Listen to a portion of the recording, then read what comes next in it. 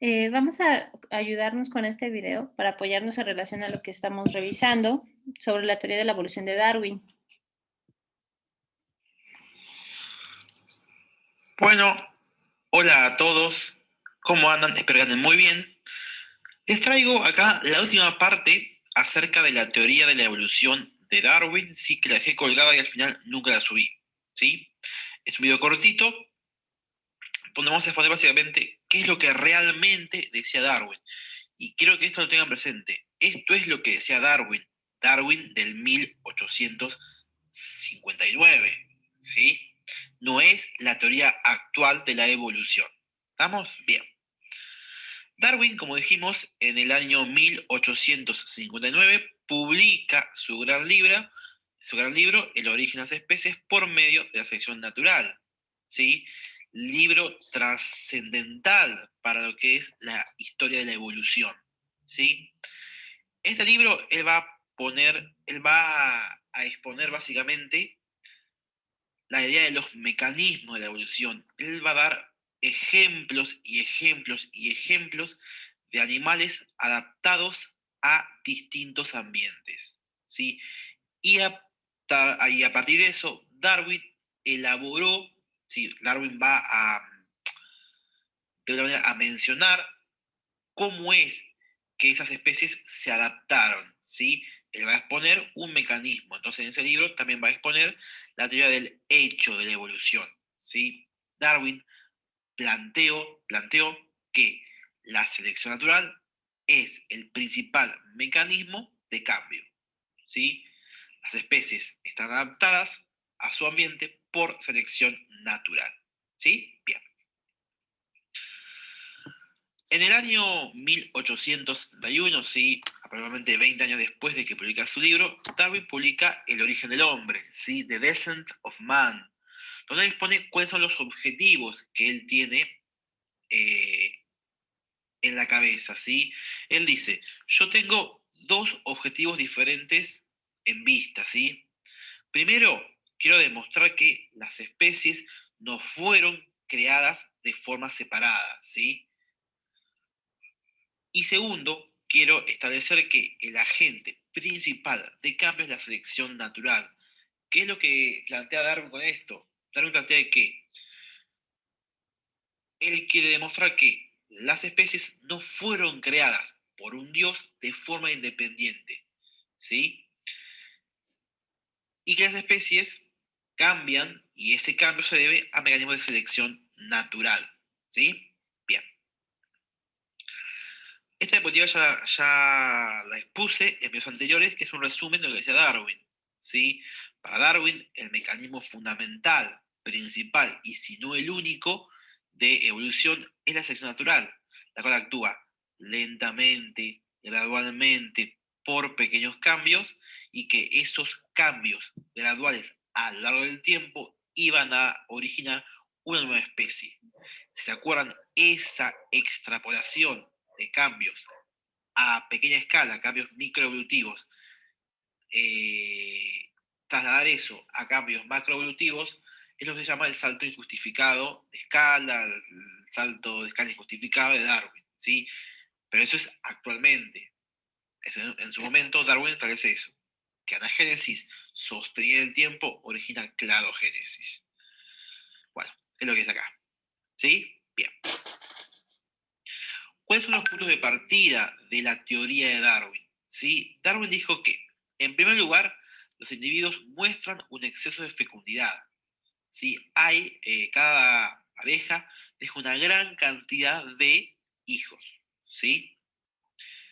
Y además, el ambiente tiene recursos limitados, por lo tanto, no puede sostener esa gran cantidad de descendientes. ¿Cuál es la deducción de esto? Si hay muchos descendientes, ¿sí? Y hay pocos recursos, la deducción va a decir es que va a haber una lucha por la supervivencia, ¿sí? ¿Se acuerdan que esa lucha por la supervivencia Darwin la robó de Thomas Malthus, ¿sí? Bien. Lo segundo es que no todas las especies son variables, sino que hay una variabilidad, pero no todos los individuos de una especie son iguales, sino que hay una gran variabilidad, ¿sí? Y la descendencia muestra variaciones respecto a sus padres. Debido a eso, y debido a que hay una lucha de supervivencia, no cualquiera va a sobrevivir, sino que van a sobrevivir aquellos más aptos. ¿Quién va a actuar eligiendo a los individuos más aptos? La selección natural. Es ahí donde muchos hacen aguas, ¿sí? Cuando le preguntan, ¿qué es la selección natural?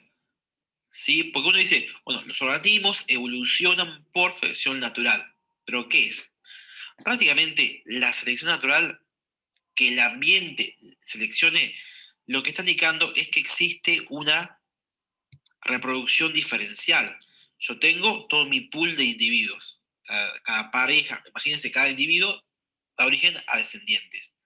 No todos van a dar origen, van a dejar la misma cantidad de descendientes. ¿Sí? Si los recursos, como dijimos, son limitados y existe una variabilidad, aquellos organismos que sean más aptos o que estén mejor calificados para ese ambiente son los que van a dejar mayor descendencia. Esa mayor descendencia, esa reproducción diferencial, es lo que se denomina selección natural. Espero que se haya entendido, ¿sí? Bien, ¿qué más? Muy importante, para Darwin, a diferencia de Lamarck, la selección natural es creativa. ¿Qué significa eso? Que crea fenotipos más aptos, crea nuevas variabilidades, ¿sí? La selección crea fenotipos más aptos, lo que en inglés se conoce como feature, ¿sí? ¿Cómo los crea? Mediante la preservación, ¿sí? La conservación de generación a generación de los individuos más adaptados. ¿A partir de qué? De un pool de varios al azar. Si yo tengo un conjunto de individuos que son diferentes entre ellos, hay organismos que están más adaptados y ellos van a dejar más descendencia. ¿Sí? Los descendientes van a ser diferentes a los padres, pero van a tener características más aptas, ¿sí?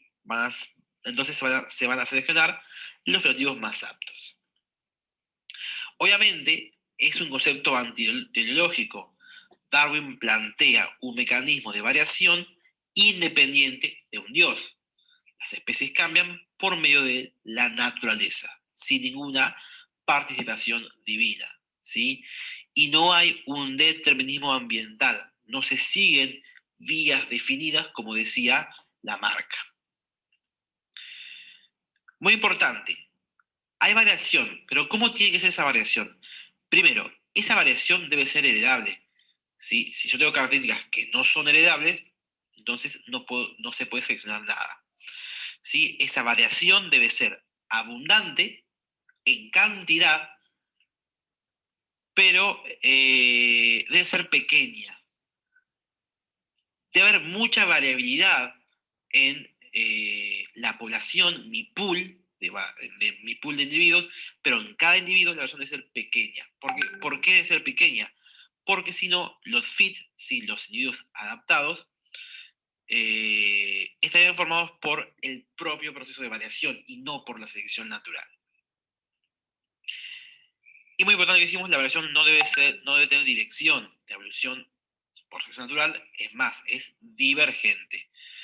¿Por qué? Porque si tiene una dirección como Lamarck, sería un proceso de tipo creativo. Ahí tantito interrumpo.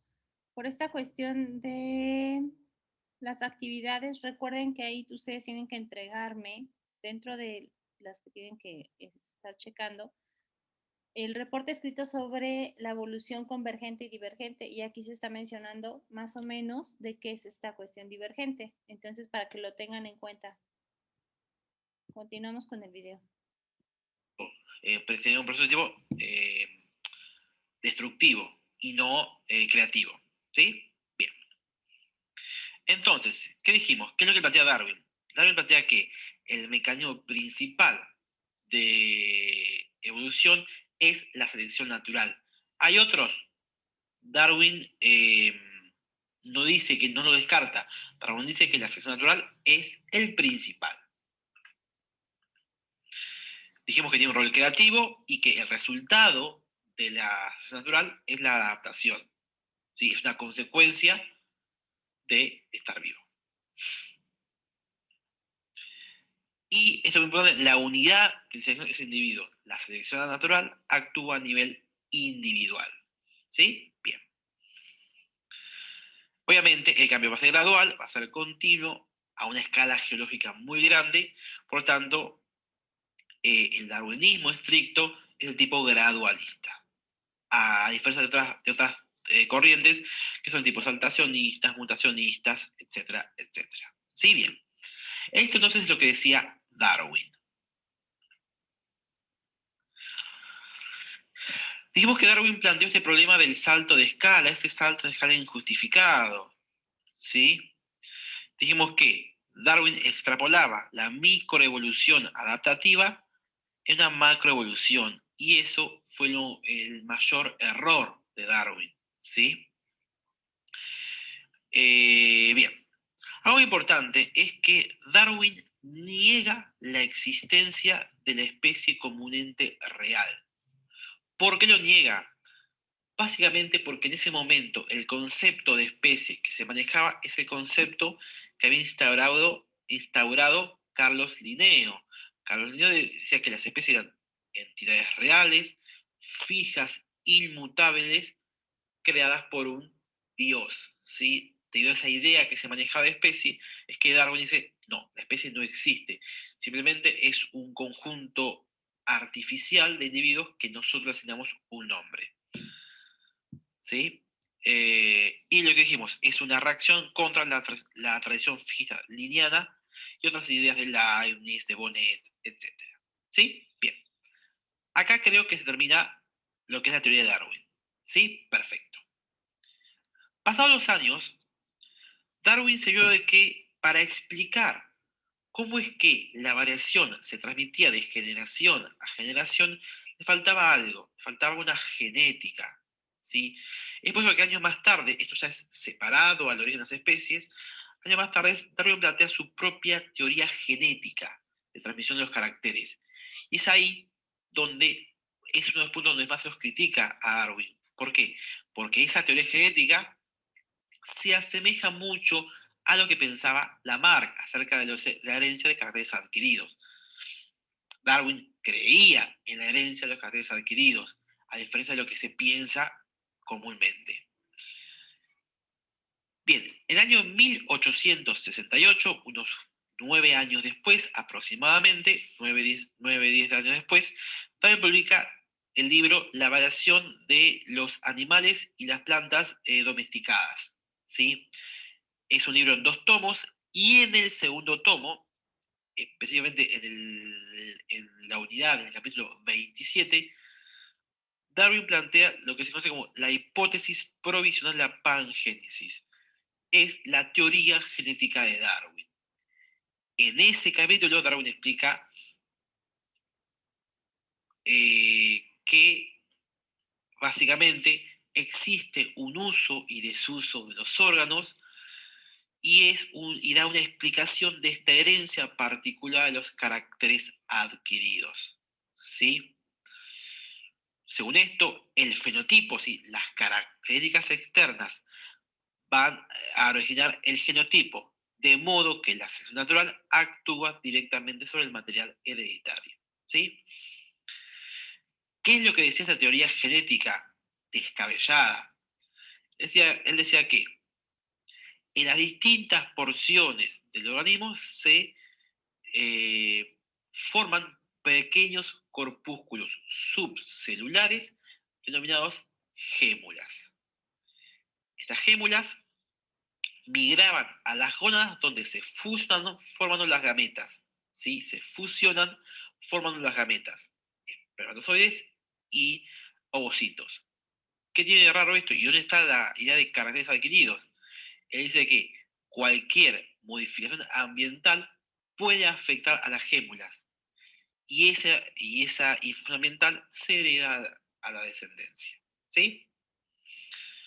Entonces, la herencia se produce a través de gémulas que se forman en los distintos órganos y se trasladan a las gónadas por el torrente sanguíneo.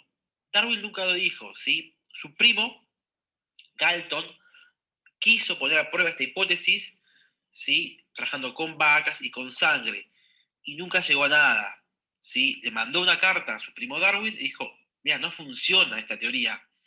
¿Y qué es lo que le pone Darwin? Darwin le responde lo que se llama una hipótesis ad hoc, una hipótesis no contrastable. Darwin dice, no te funcionó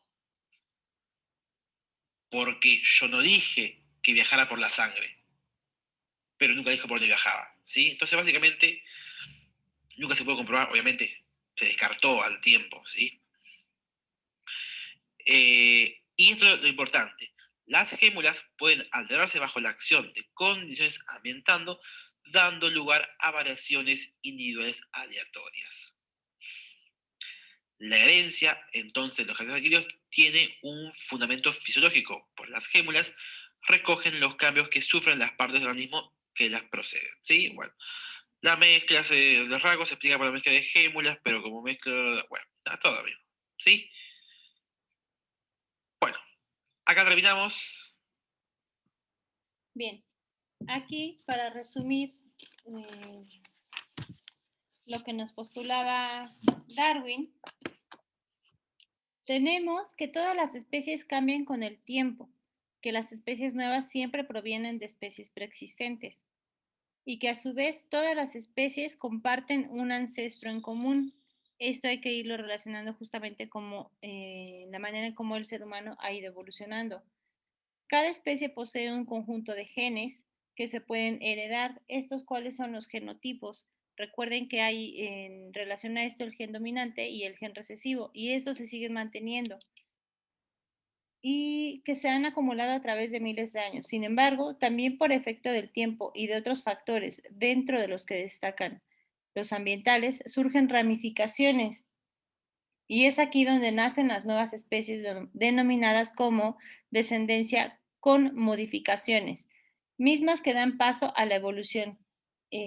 No sé si ustedes en algún momento han tenido algún sobrinito chiquito, o sea, que reciente, sobrinito, sobrinita, y que se han dado cuenta que ya también hay niños que ya no tienen colmillos. ¿Por qué? Los colmillos tenían una función y el ser humano al evolucionar ya no llegan a tener en algunos casos colmillos. ¿Por qué? Porque ya no necesitamos de ellos, ¿no? Esa es parte de lo que es la evolución. Ahora vamos a estar revisando los 4 modelos de selección natural. Uno es la selección normalizadora o estabilizadora. También tenemos la selección direccional o positiva, la selección disruptiva, o diversificadora y la selección sexual. Esas son las que vamos a estar revisando en relación a los postulados de Darwin. Voy a detener la grabación.